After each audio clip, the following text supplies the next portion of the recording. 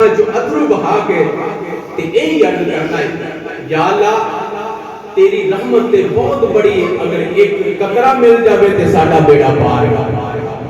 نبی کریم صلی اللہ علیہ وسلم فرماتے ہیں کل قیامت دا دن ہونا ہے تے جہنم دی اگ جوش دے نال باہر نکل آؤں، جوش دے نال جو باہر نکلنی ہے نا تے گناہگار لوگ جڑے نے نا انہاں وال اگ نے ٹر پیدا کرنا، گناہگار لوگوں وال اگ نے ٹرنا ہے۔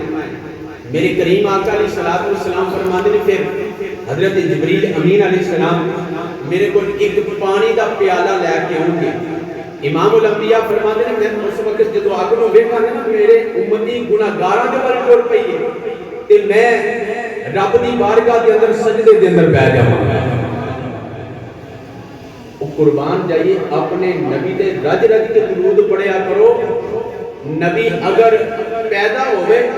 اس وقت بھی سانو نہ بھولیا کہ نبی اگر دنیا تو گیا کہ اس وقت بھی سانو نہ بھولیا کہ نبی اگر لامکان دے گیا کہ نبی نے اس وقت بھی اپنی امت میں یاد رکھیا۔ امام الانبیاء فرماتے ہیں میں سجدے دے اندر رب دی بارگاہ دے اندر عرض کراں گا اے پروردگارا میرے گناہگاراں دا کی گناہ گا رب العالمین کے پیارے باتوں فرما دے پھر میں سجدے جو سر نو اٹھاواں گا جبریل ایک پانی دا پیالہ لے کے آ جائیں گے۔ حضرت جبریل امین عرض کریں گے سونیا اے پانی دے پیالے دے وچوں ایک چلو پر کے تے اس اگ دے والے ڈولو جدوں میں اگ والے سٹاں گا اگ جڑی ہے او بجھ جاوے گی واپس جہنم دے اندر چلی جاوے گی۔ حضرت امام الانبیاء فرماتے ہیں میں عرض کراں گا اے جبریل اے کیڑا متبرک پانی ہے جس دی وجہ دے نال رب دے جہنم دی اگ بجھ گئی ہے۔ حضرت جبریل امین عرض کرن گے سونیا